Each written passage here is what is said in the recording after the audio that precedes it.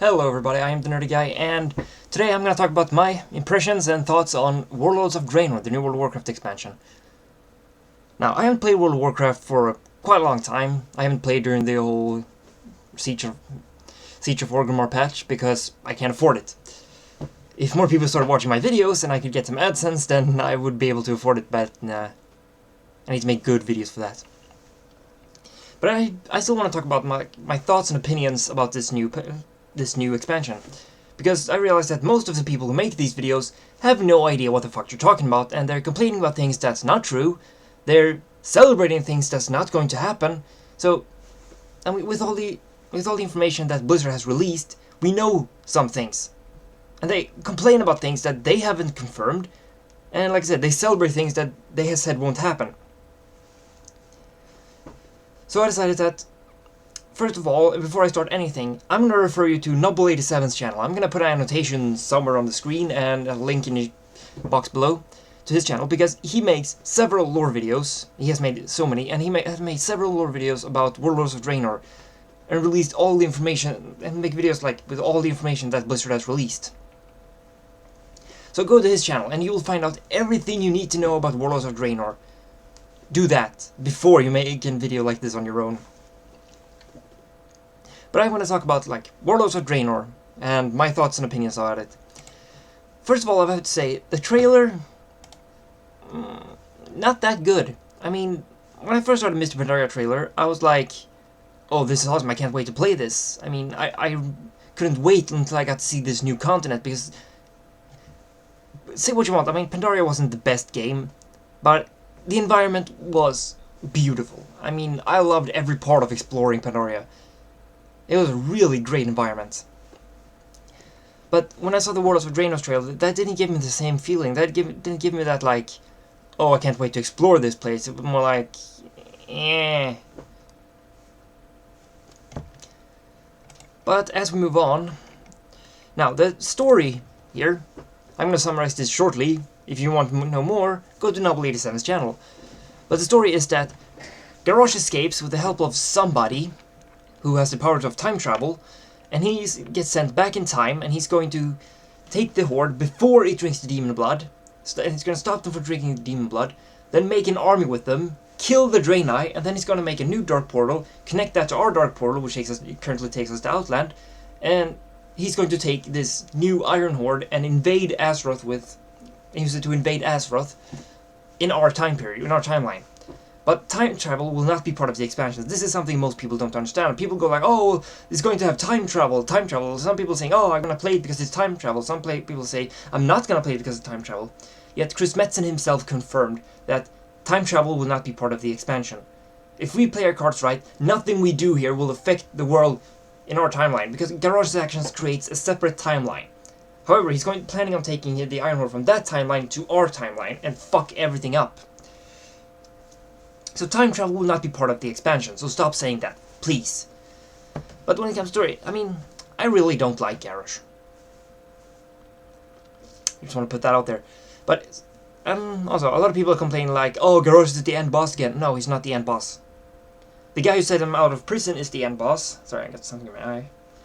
The guy who put him out of prison is the end boss, whoever that is. And now some people going like, oh, it's either the Black Prince or Anduin. Yeah, because Anduin has the power to travel through time. I mean, you know a person is a Horde player when he thinks Anduin is an evil mastermind. I mean, yeah, the guy who preaches for peace between the Alliance and the Horde, yeah, surely he's the evil mastermind behind all of this. Yeah, that's definitely it. So when it comes to the story, it's a fairly good story. I mean, some people are complaining like, oh, using time travel because they're running out of ideas. No, they have a lot of ideas to go on. This is just one of them. And I think it can be a fairly good story. We just have to wait and see the gameplay, because currently we don't know much about that, and gameplay is the most important feature. So keep scrolling down the page here. We're getting new character models, which is really good. I mean, I play Worgen, so it doesn't really matter for me. Well, it will affect my human form, so kind of. But so far they have released the Orc, the Dwarf, and the Gnome. And I can't wait until the update and bring some more. I want to see the human, so I know what my human form is going to look like. And I've seen a picture of the Tauren. The Tauren looks really good. In fact, the one Horde player I have is a Tauren, so I look forward to them releasing that too. And next we have the level 90 boost. Now, when I saw this in trailer, I was like, what? Are you fucking kidding me? But the more I thought about it, the more I think that it's actually a good thing. I mean, I probably won't use it because, well, I don't need to, and I have a level 90, and the other characters I'm leveling, I want to level them all the way up because I want to learn how to play the class. So I probably won't use it. But for people that's like, let's say they stop playing during Burning Crusade or Wrath of the Lich King, and they're like, oh, well, now there's, I mean, if you stop playing during Wrath of the Lich King, then it's 20 new levels for you. So if you can just sap out 10 levels in between that, that's great. And this will help inspire people to start playing again, because a lot of people want to start playing again, but they don't want to start battle back at level 80 or 70 or wherever they dropped off. So this is actually a good thing the more I think about it. But like I said, I probably won't use it. I might save it for something. And next, the garrison. This is something that interests me, and this is also this is something that interests me, and this is also something where a lot of people are wrong, because the garrison will allow us to, like, they take the RTS elements of the original Warcraft games and put them into World of Warcraft, and I like that, because I like Warcraft. Warcraft 3 was really good. So we're going to like be able to build our towns, and we don't have to like farm materials anymore because we will be able to send like peons or villagers to gather materials for us, and we can send them on quests and we can send them to dungeons. And a lot of people are complaining, the misconception I talk about, people are saying like, oh well, you shouldn't be able to send them to dungeons, or you shouldn't be able to let them do quests for you. But what they said in the panel is that these quests are garrison specific. You can't do these quests yourself. You can only send villagers to do them. And when you send them to dungeons, you won't get the same gear as you do if you run the dungeon yourself.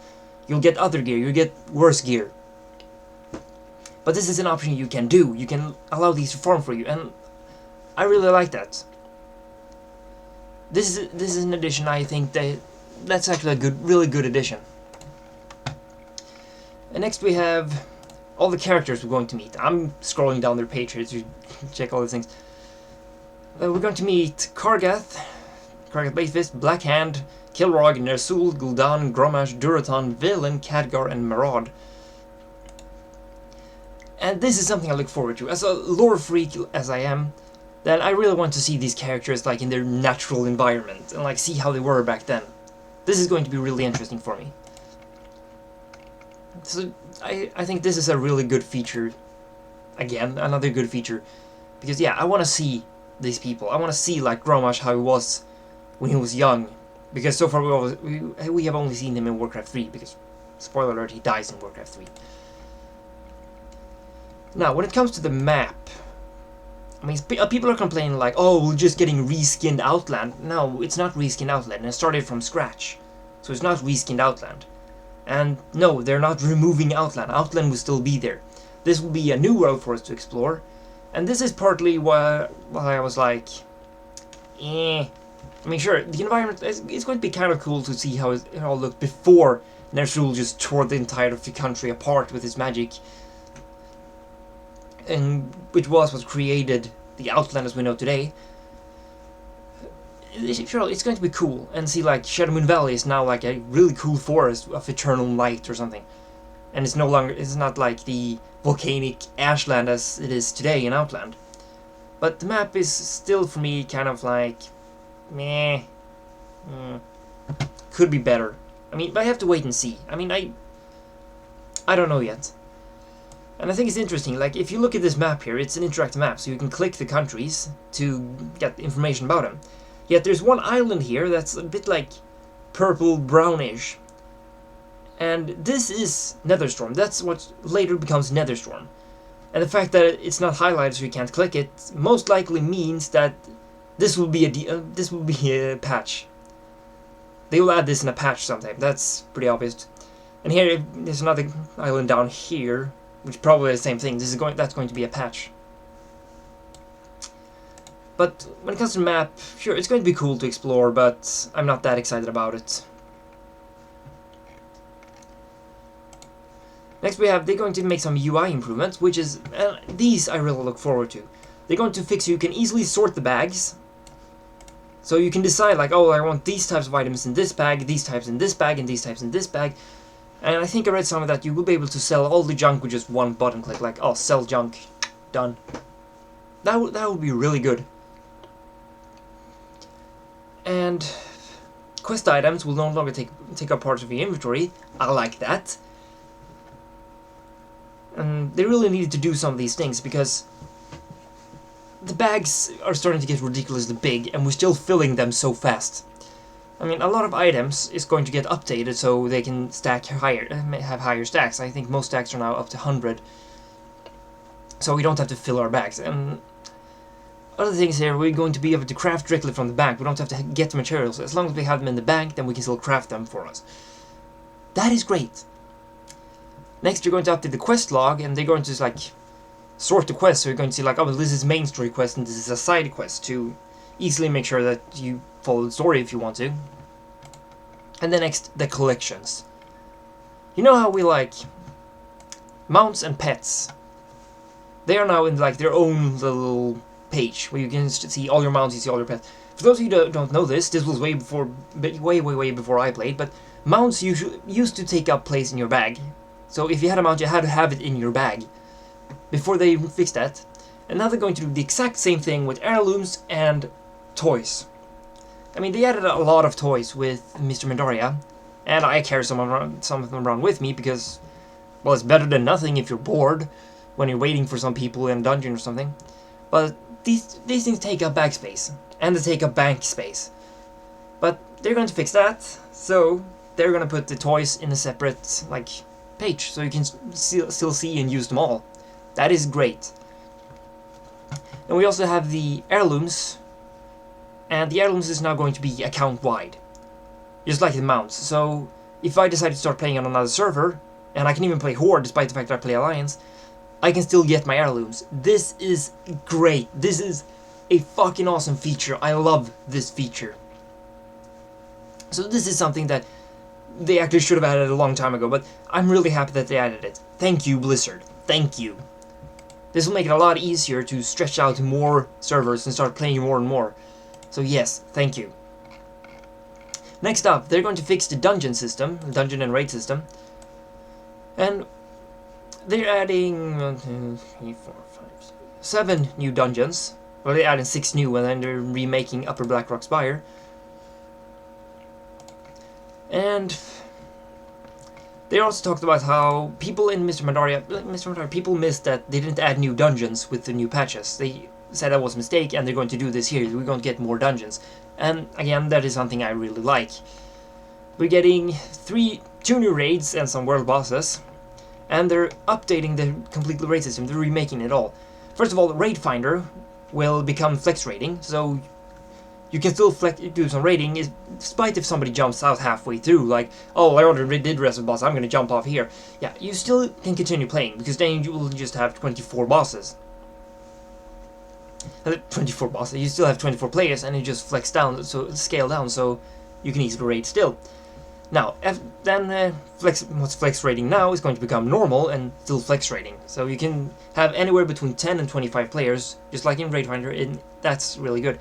Then we have normal and the old normal, the 10 and 25 men, are going to become heroic 10 to 25. I'm not sure if it's flex raiding there too, but I think it might be. Anyway, then we have the old heroic, the 10 and 25 men will become mythic 20 men. These will not scale. These will not be flex raiding.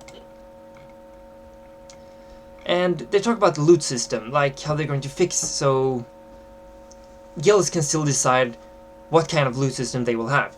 However, I have to say, I really do enjoy the system that it's in Looking for Raid, where everybody who kills the boss gets either money or some armor, or items, or whatever. That is perfect, because it makes ninja looting a thing of the past. I fucking hate it when people ninja loot.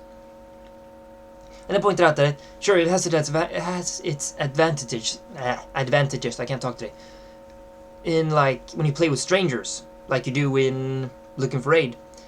But when you play with guilds, apparently it's better to, like, you know, have your own system or however you want to deal this. And, well, yeah, sure, I can agree with that. But they still need to add this, like, everybody still gets loot to the looking for group. Because it works so well in looking for raid. I mean, we don't have to withstand fucking ninja looters. I love that I get an item no matter what. So they need to add this in dungeon looking for group when you run dungeons with strangers. Because there's a lot of people who ninja loot. I mean, I once ran a dungeon several times, and I hoped to get a fucking helmet. I really needed that fucking helmet. And when I finally get it, what happens? Well, a fucking druid steals it from me.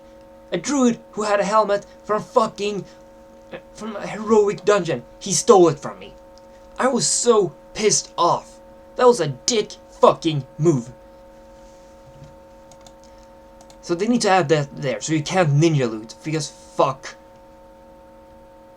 Now, next up, lockouts won't happen the same thing. I mean, if I run like normal, I can still run heroic later because I won't be locked out.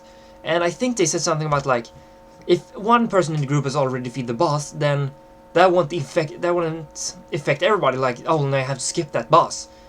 No, he will still be able to kill the boss, but he won't get any loot for it. That's good. So you can still help people out even if you're locked out. And I think that was it about the dungeons. Next up, there's a lot of things about PvP. Although I'm not a PvP player, so this can be a little bit hard for me to talk about. But there will be a new world PvP zone. A lot of people are excited about this because this will be like Winter Spring, where it's like a zone where you actually fight in battle. October was the same thing, but the difference is these won't have a definite end. These will go on for an eternity. You can just log in and jump into the fight, and this won't cap how many people are in there. But they will use like what's it called, cross-server, cross-realm, so they can keep the playing field level. But you can have like 100 players on each side fighting. So this will result in some epic battles. But like I said, I'm not a PvP player, so most of this is not that important to me. I'm a PvE player. But that was it I had to say about this about Warlords of Draenor. This turned out to be a really long video. I hope it's not too long so people won't like it. But leave a comment and tell me, what do you think about Warlords of Draenor? Do you think it might be a good expansion? In my opinion, like I said, so far it's too early to tell because we don't know the gameplay, and the gameplay is the most important part. But leave a comment, tell me what you think, then rate this video, either thumb up or thumb down. I don't care which one you do, as long as you just show what you think about my video. I can always get better. Favorite this video if anybody ever favorites videos anymore, and subscribe if you'd like to see my random ass rant videos, which I upload every Monday and Friday. And, well, I'm the Nerdy Guy, and you just watched a Nerdy Guy rant. Bye!